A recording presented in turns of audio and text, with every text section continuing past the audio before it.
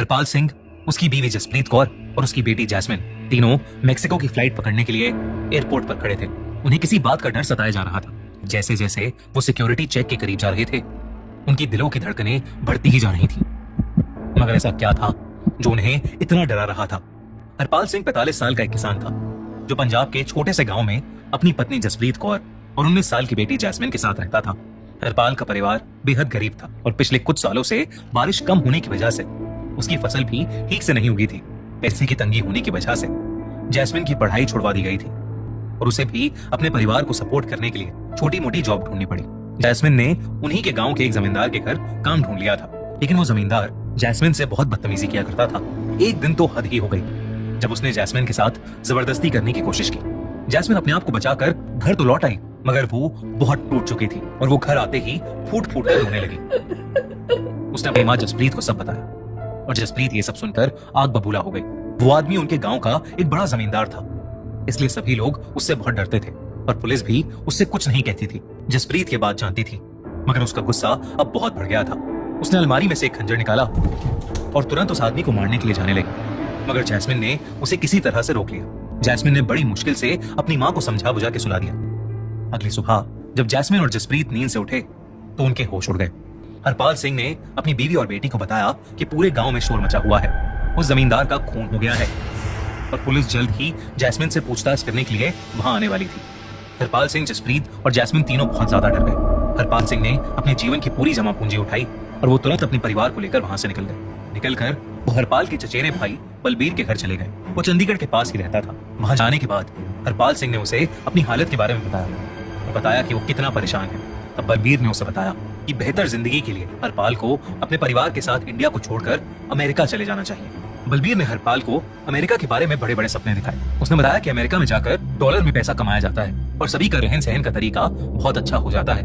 उसने बताया कि वहाँ हर किसी को नौकरी बड़े आराम से मिल जाती है और बलबीर ने कहा कि उनके कई रिश्तेदार अमेरिका गए हैं और अब एक सुकून की जिंदगी जी रहे हैं। ये सब सुनकर हरपाल भी अब अमेरिका जाना चाहता था, मगर हरपाल तो छोटा सा किसान था, उसके पास पासपोर्ट भी नहीं था, तो भला वो देश छोड़कर कैसे जा सकता था।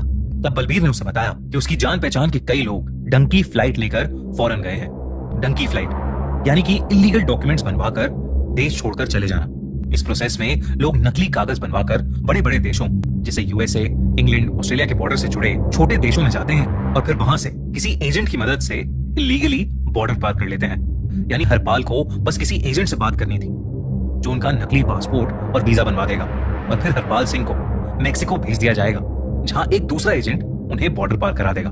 इसके बाद बलबीर ने हरपाल की बात एक ट्रैवल एजेंट से कराई। हरपाल सिंह ने अपने सारे पैसे उस एजेंट को दे दिए तो उस एजेंट ने उन तीनों का मेक्सिको का नकली वीजा और पासपोर्ट बनवाया और उसने हरपाल को रजत विकास नाम के एक दूसरे एजेंट का नंबर दिया और कहा कि वो उसकी जान पहचान का बंदा है, वही उन्हें मेक्सिको का बॉर्डर पार कराएगा और फिर वो आसानी से अमेरिका में अपनी जिंदगी बिता सकते हैं। हरपाल सिंह, जसप्रीत और जैस्मिन तीनों मेक्सिको की फ्लाइट पकड़ने के लिए एयरपोर्ट पहुंच गए थे। उन्हें इस बात का डर सताया जा रहा था कि कहीं सिक्योरिटी इमिग्रेशन के टाइम उन्हें पकड़ ना ले। जैसे जैसे वो सिक्योरिटी चेक के करीब जा रहे थे, उनके दिलों की धड़कनें बढ़ती जा रही थी, मगर उन जाली डॉक्यूमेंट से उनका क्लियरेंस आसानी से हो गया। हरपाल सिंह को लगा कि अब सब ठीक हो जाएगा। हरपाल ने वो डंकी फ्लाइट पकड़ी और अपने पूरे परिवार के साथ वहां पहुंच गया। वहां पहुंचकर हरपाल सिंह ने उस एजेंट रजत विकास को फोन लगाया और उसकी हेल्प मांगी। रजत हेल्प करने को तैयार तो हो गया, मगर उसने हरपाल सिंह से कहा कि बॉर्डर पार कराने के लिए और पैसे लगेंगे। रजत विकास ने उससे कई लाख रुपए और मांग लिए। ये सुनते ही हरपाल के होश उड़ गए, क्योंकि ना ही बलबीर ने और ना ही उस ट्रैवल एजेंट ने उसे इस बारे में कुछ भी बताया था। जब हरपाल ने बलबीर और उस ट्रैवल एजेंट को फोन लगाने की कोशिश की तो उनका नंबर कभी मिला ही नहीं। हरपाल समझ गया था कि बलबीर ने उसके साथ धोखा किया है। मजबूरी में हरपाल सिंह को रजत की बात माननी पड़ी और हरपाल और जैस्मिन छुप छुप कर मेक्सिको में कुछ छोटी मोटी नौकरियां करके पैसे इकट्ठा करने लगे। कई बार मेक्सिको के गुंडे मवाली हरपाल को मारा करते थे और उसके पैसे भी छीन लेते थे। धीरे धीरे हरपाल को अपना देश छोड़ के भागना एक बहुत बुरा डिसीजन लगने लगा था। जसप्रीत बार बार हरपाल को वापस इंडिया चलने को कहने लगी, मगर हरपाल इस बात को हमेशा मना कर देता। ऐसे ही एक दिन बेहद दुखी होकर हरपाल सिंह ने अपनी फैमिली को यह भी बताया कि उस जमींदार का खून असल में हरपाल ने ही किया था। उसने जैस्मिन की सभी बातें सुन ली थी और इसी गुस्से में उसने जमींदार के घर जाकर उससे मारपीट की, जिसमें उस जमींदार के सर पर चोट आ गई और वो मर गया। इस वजह से अब हरपाल सिंह और उसकी फैमिली इंडिया वापस बिल्कुल नहीं लौट सकते थे। 3 महीने बीत गए और अब हरपाल सिंह ने करीब 50,000 रुपए जमा कर लिए थे और अपनी पत्नी और बेटी के गहने बेचकर उसे करीब 1 लाख रुपए और मिल गए थे। उसने वो सभी पैसे रजत को दे दिए और उससे विनती की कि अब वो उन्हें बॉर्डर पार करा दे। रजत हरपाल और उसकी फैमिली को रात के करीब 1:30 बजे मेक्सिको और अमेरिका के बॉर्डर पर ले गया। उसने हरपाल सिंह को बॉर्डर के एक हिस्से में छोड़ दिया जहां उसके मुताबिक कोई सिक्योरिटी ऑफिसर नहीं होता था। हरपाल जसप्रीत और जैस्मिन के साथ बॉर्डर की तरफ भागा और बॉर्डर पर लगे बार्ब वायर के बीच से निकलकर वो लोग अमेरिका के अंदर घुस गए। अब हरपाल को लग रहा था कि सब ठीक हो जाएगा, लेकिन अमेरिका की तरफ दौड़ते हुए उसे एक बहुत जोर से गनशॉट की आवाज आई। हरपाल ने पीछे मुड़कर देखा तो जैस्मिन जमीन पर बेजान पड़ी थी। उसके सीने में गोली लगी थी।